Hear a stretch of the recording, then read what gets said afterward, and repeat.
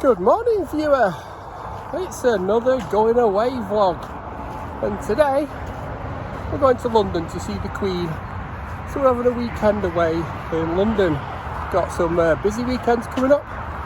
Next weekend and the weekend after, we're off to see Tears Affairs. Anyway, as usual, not has to go out, so got a train to catch. Let's get on with it.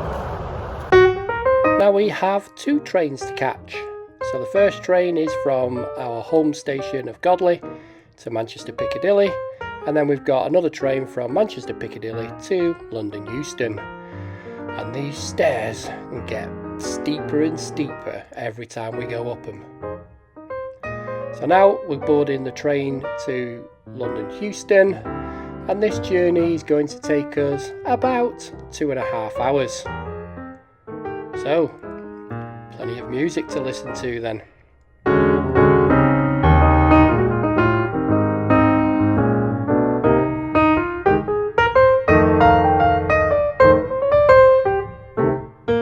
Now while we're travelling down to London, we've just been told that Adele's playing in London, so is Ed Sheeran, so's Guns N' Roses, and it's also Pride weekend. So thank you, my lovely wife, for picking a hectic weekend to go and see the Queen. Great. Now we've got a half an hour walk from Euston railway station to the hotel in about 25 degrees of heat, so let's get on with it. Now this is the hotel we're going to be staying in for the next few nights. It's called Hazlitt's, and it is a townhouse hotel located at 6 First Street, Soho. It's in very close proximity to the Soho theatres, so this is why my wife chose it. The building is a Georgian and it dates back to 1718. It's 4 stories with typical long Georgian bay windows painted in beige. It's owned by Peter Mackay and Douglas Blaine. It is named after William Hazlitt, who died in the house in 1830, and he has a blue plaque on the wall to the left-hand side of the front door. Due to its heritage, the hotel is popular with writers, but also artists, actors, models, and gas engineer YouTubers. It was also awarded the Caesar Award for London Hotel of the Year by the Good Hotel Guide in 2002. Now we're on the 3rd floor, so we've got a lot of these steps to go up, but while you're walking up the stairs you can see everything's a bit wobbly. Now the room we're going to be staying in is Major Roberts, so let's have a look at the room.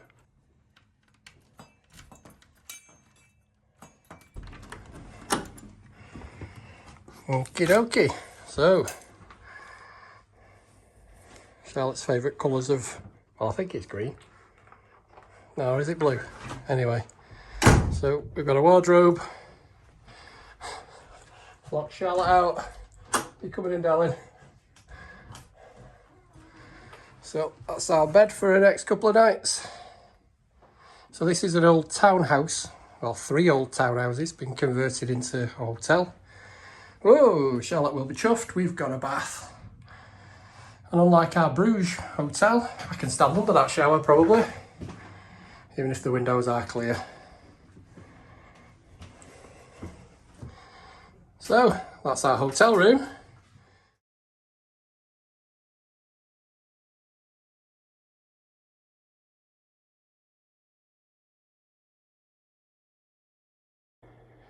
Now we've dropped our bags off in the hotel room and it's time for a walk round to see what we can come across. And the first thing I've come across is Stringfellows.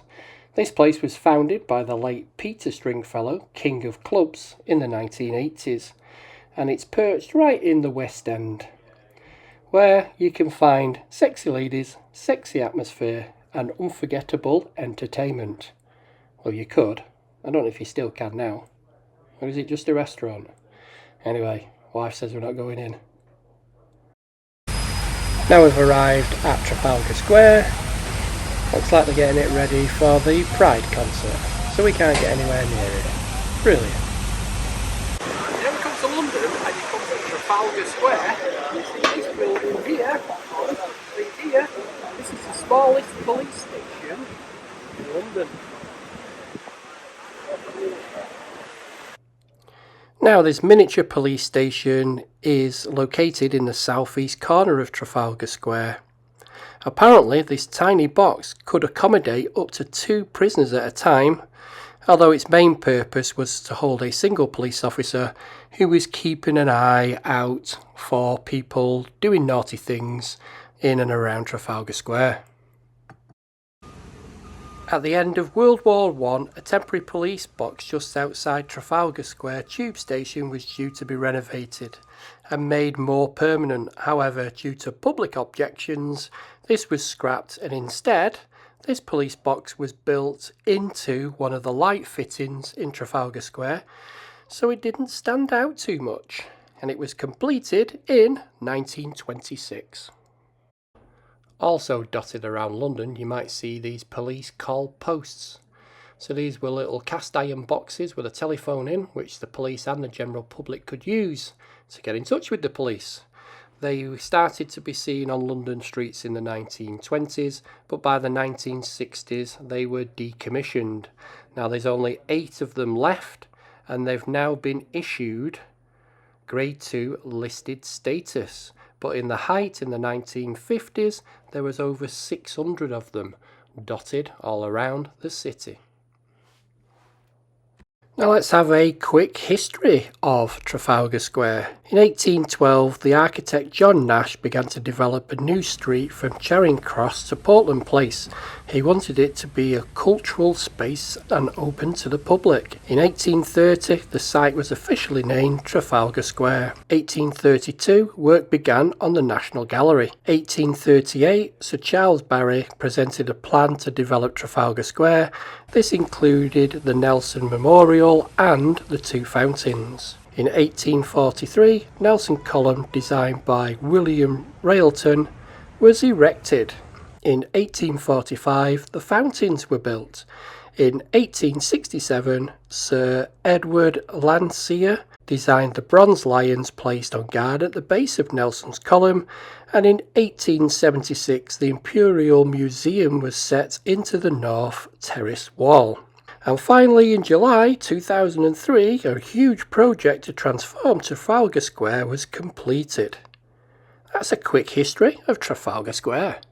Now, just around the corner from Trafalgar Square is Piccadilly Circus. So the square is famous for its neon signs, its different displays, and the Eros Fountain, which is located in the middle of the road junction, which is now one of the city's top landmarks. Piccadilly Circus offers a variety of cinemas, theatres, shops and restaurants, and there's also some traditional English pubs there.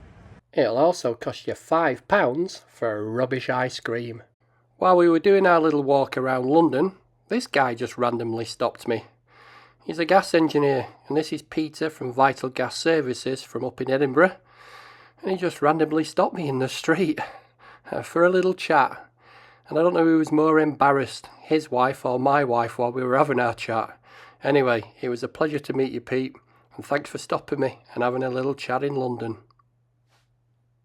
So we've come to London to see a show. Well, we're not going seeing this one. I want to go and see All the Fools and Horses. Oh no. We're going seeing... What are we going seeing? Moulin Rouge. Oh, Moulin Rouge.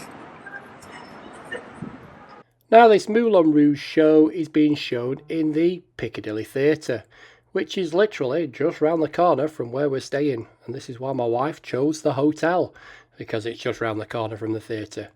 Anyway, let's get to the theatre and let's get to the show. The Piccadilly Theatre was built in 1928 and is one of the largest theatres in London, instantly recognisable at night by its glittering lights. The theatre can be found in the heart of the West End, right behind Piccadilly Circus. The only problem was, the show was cancelled, so we had to get our money back. So we came to London to see a show, but didn't actually see a show. What a shame. Now, it wouldn't be a Tomcat Gas training vlog without a bit of Flu Watch, would it? So because we got kicked out of the theatre because it was cancelled the show, we decided to have a walk round and try a few of the bars. And while we were stood outside, enjoying the weather, enjoying the evening, this is what I could see. So, come on our Cockney gas engineers, get your acts together, at least seal it. So, as you can see, they've just basically shoved it through a balanced flue hole. Who bricked it up originally anyway? So, you can even find dodgy flues in London. Good morning everyone. So today is Saturday the 2nd of July and in London it's the Pride Parade. So outside our hotel is going to be blocked off because the parade's going that way. But we are going to the Tower of London and we're going to walk along the River Thames. So let's get on with it. Now, according to good old Google Maps, it says it's going to take us about 55 minutes to walk from our hotel to the Tower of London. But we've allowed about 2.5 hours for this because we want to see a bit of the sights. So we're on Westminster Bridge.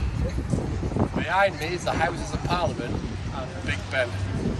And Charlotte's just said, it can't be Big Ben, it's bigger than that.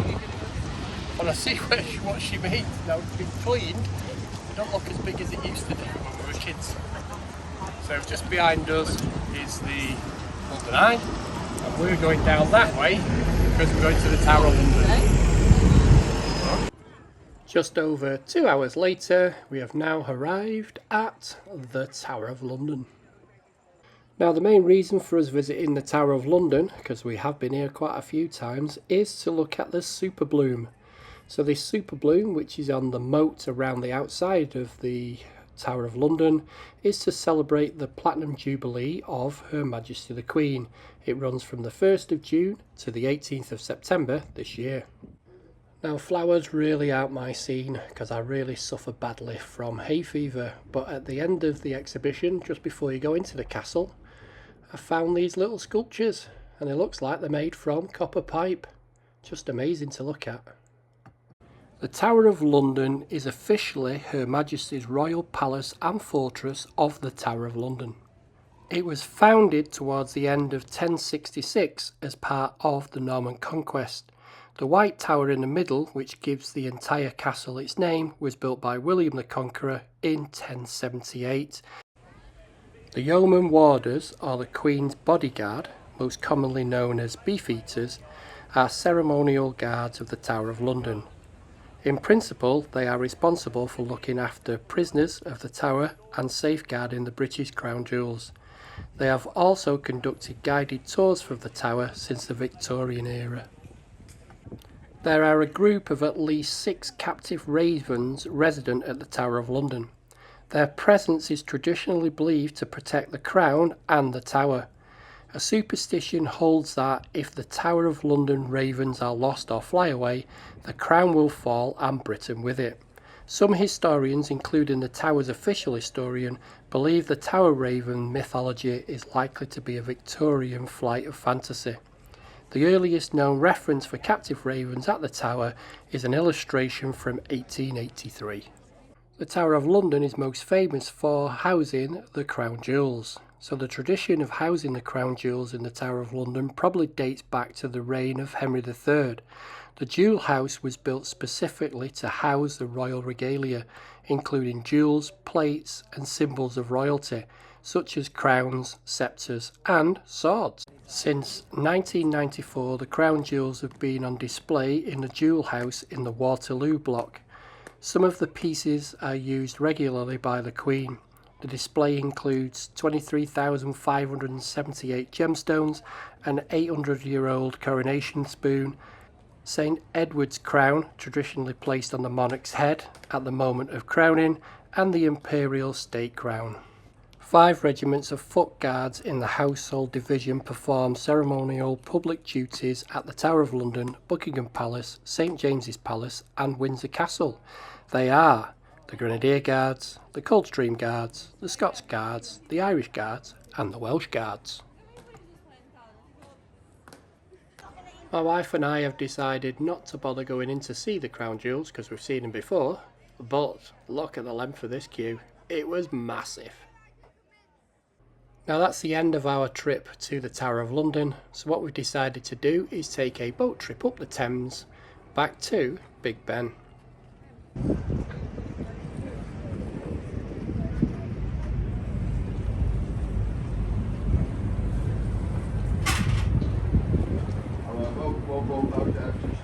We now just broke away from St Catherine's Beer. We're going to turn the boat, we're going to start heading further upriver. Our next stop is going to be Westminster. It will be there in about 20 minutes. The two centre bascles of this bridge we're about to go through, they both raise up. They allow larger ships in and out of the upper hall of London. When the bascles are being lifted, you can still walk across the two top catwalks. It's a museum up there. We're going to be travelling with the tide on our way upriver. The tide is flooding into London, so we're going to make very good time. Just through Tower Bridge on our right hand side, we have got the Tower of London. The Tower's been a lot of different things in its time, but most famously known for its imprisonment, torture and execution. The oldest part of the tower is the White Tower. It's the one that's right in the middle, dates back to 1070. Also, look along the river's wall on our right, there's a bricked up archway, and right just above it is entry to the Traitors' Gate. It was once up through the open archway that traitors to the crown, they would have been rowed through before being beheaded up on Tower Hill. On our left hand side, dominated London's skyline, we've got the tallest building in Western Europe, the Shard of Glass. That building is 1,016 feet tall. Also there on our left, we've got the large warship, the HMS Belfast, saw action during the Second World War. Today, a museum, you can explore all 7 decks from the crow's nest right down to the engine room. On our right hand side, we've got the white building behind the row of trees. It's got the clock face and it has the black chimneys on top. This building is Walter Guard's house. It's the headquarters of our country's customs and excise.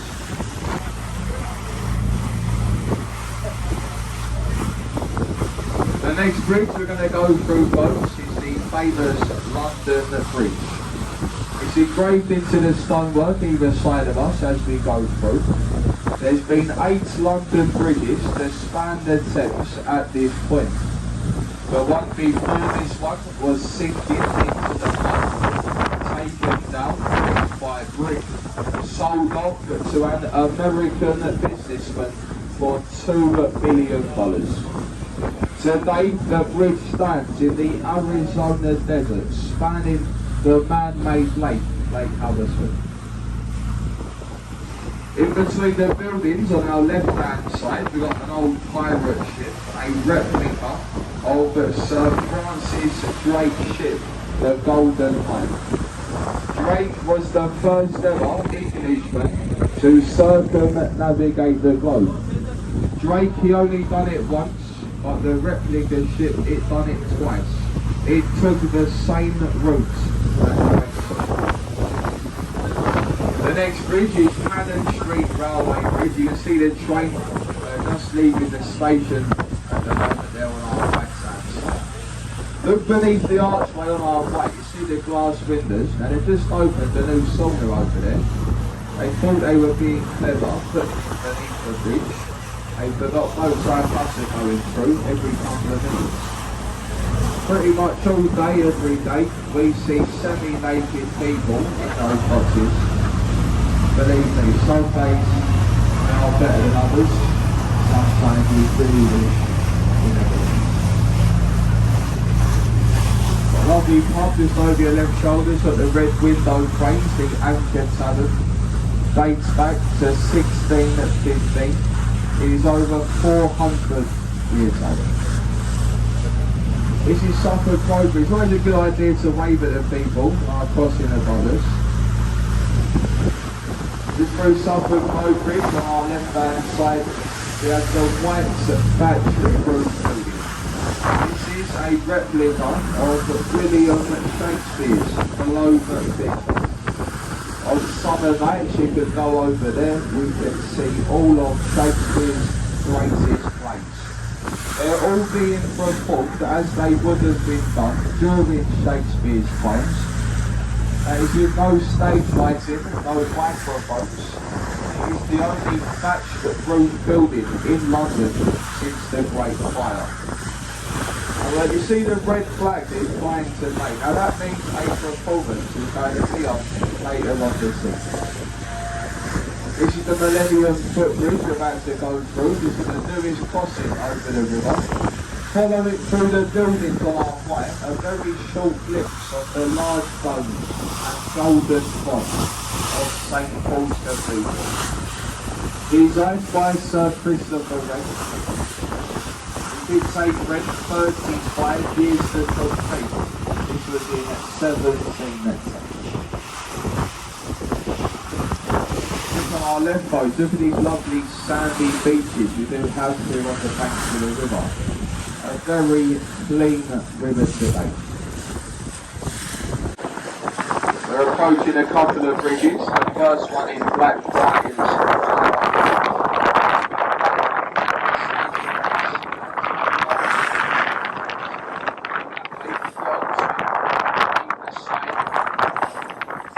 Look at the roof of this bridge is completely solar panel. On a good day, it can generate up to 70%.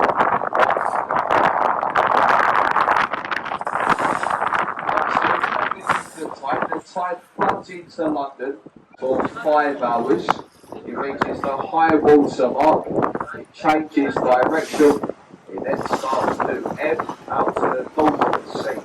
It goes out to sea boats for roughly 7 hours. We have a rise and fall of between 6 to 7 metres of water that is widespread. Through this first bridge, looking beside of us now, you'll see what remains of the old St Paul's Railway Bridge. The modern trains became too heavy, they took the top half of it down. They left the support columns in place in fear of it disturbing the foundations of the other two bridges. On our right hand side now, the building with the green smoking roof. That's the old City of London School of Voice. It was over there where Sir Winston Churchill attended before furthering on his education. On our left hand side folks, you've got the Red Bricks building. It's got the Oxo Tower. Oxo being famous for the gravy sculptures. During the 30s, when the building was being built, advertisement along the banks of the river, it was illegal. This is because the Thames is a royal highway. As you can all see, folks, the Oxo company, they very cleverly got around this law. They cooperated their logo to the window frames. Of an evening, a red light will be shining in this tower. The word Oxo is seen on the small white building to our left, that's the ITV studios. It's over there where they filmed the breakfast programme this morning. As a background. Look on our right, folks, you see Stone Archway Hampstead Queen, that's the Temple One. It's about 3 miles between two cities. The City of London, meaning behind us, and the City of Westminster.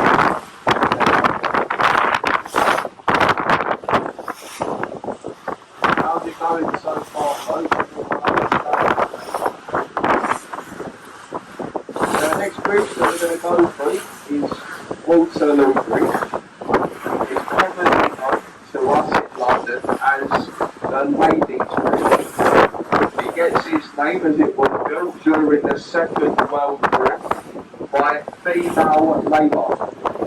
All the men were away fighting for their country. The ladies of London, they were left at home metal construction. The ladies placed it with a very expensive, self-collected Portland slab. Every time it rains in London, the face of the bridge receives a thorough wash. The Ladies' Bridge was the only bridge to span the river that was completed on the time and under budget. So what a fantastic job the ladies done. So well done the girls. Through the bridge on our right hand side, the building with the green roof and the flagpole, in back entrance to the world famous Savoy Hotel. Probably the most expensive hotel. The river's wall to our right has been stone of these Cleopatra's needle, given to us by a very grateful Egyptian government over the defeat of Napoleon and the battle of the River Rhine. Those stone needles, they were made in pairs, the other one is found in central Travelling Cross Bridge ahead of us, the stations to our right in the West End of London. It's the last bridge we're going to go through today. It's a very old tradition that we have in this photo. It is said if you wave to the people crossing over this last bridge and they wave back to you, it's said to be 5 years of good luck. Like I say, no cracking away.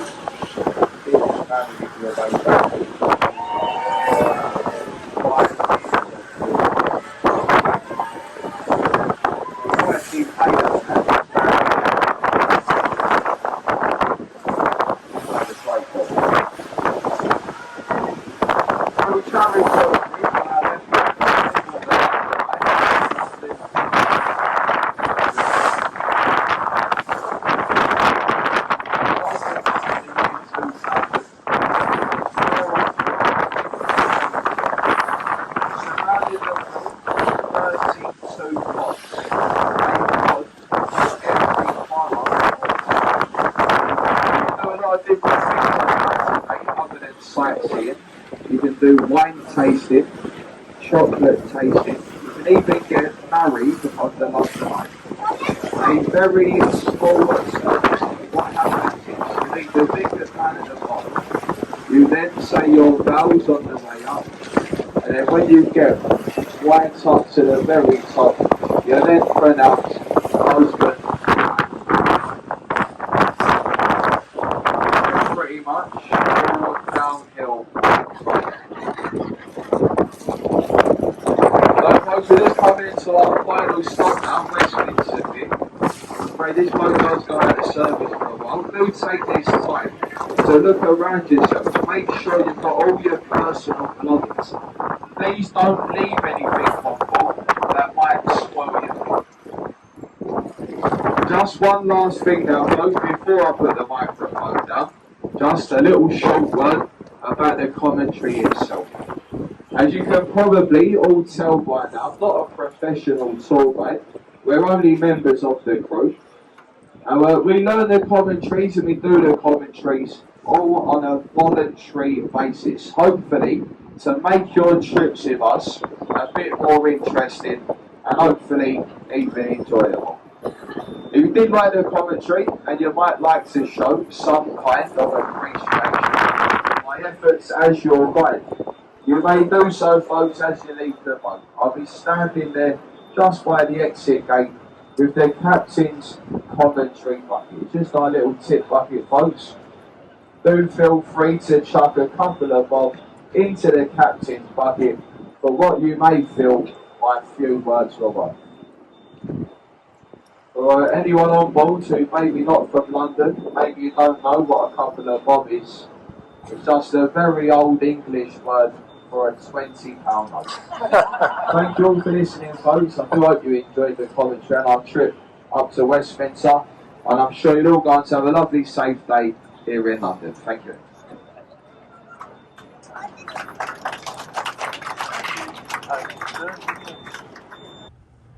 On the Thames embankment just across from the London Eye are a few more iconic buildings and structures. The first iconic building we come across is New Scotland Yard, and this is the headquarters of the Metropolitan Police Force, which is responsible for policing the 32 boroughs of London. Its name derives from the location of its original Metropolitan Police headquarters at 4 Whitehall Place, which had a rear entrance onto a street called Great Scotland Yard. The Scotland Yard entrance became the public entrance to the police station, and over time the street and the Metropolitan Police became synonymous. In the summer of 2013, it was announced that the force would move to the Curtis Green building, which is the third building of New Scotland Yard, previous site, and that the headquarters will be renamed Scotland Yard. In November 2016, Metropolitan Police Force moved into their new headquarters, which continues to bear the name New Scotland Yard. On the Thames embankment itself, just across from New Scotland Yard, is the Battle of Britain Memorial. The core of the monument is a number of scenes, not just the Battle of Britain itself. It also relates to topics of both military and ordinary life at the time during the Second World War. The scenes depict also workers who have been supporting the airmen in the battle, like the spotters looking for their enemy planes, the ground technical staff looking after the Spitfires and Hurricanes, women working in the munitions factories, along with people who get caught up in the Blitz. The Blitz was when the German Luftwaffe continually bombed London from the 7th of September 1940 through to the 11th of May 1941. Just a bit further up the Victoria Embankment is another memorial to the Royal Air Force. This time it's dedicated to the Royal Air Force in World War I. It was unveiled in 1923 and became a Grade II listed structure in 1958. It was then further upgraded in 2018. It is considered to be the official memorial of the RAF and its related services for both World War I and World War II.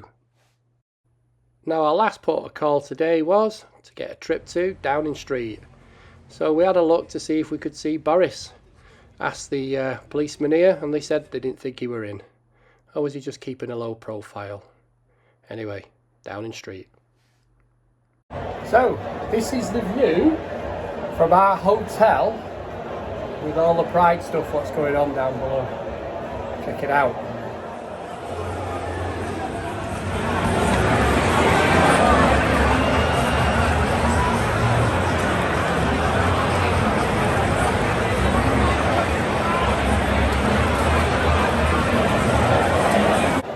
We've got to get out there now for tea.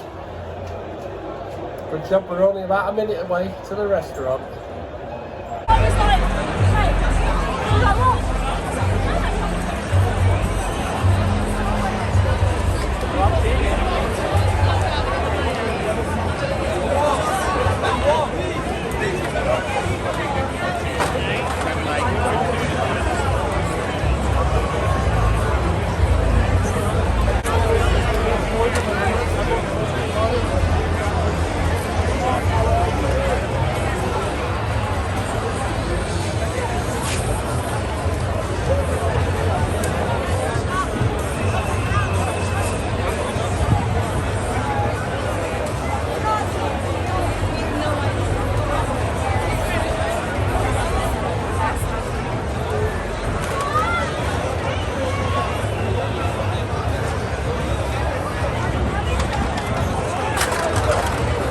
Let's go and have a look at the morning after the day of Pride.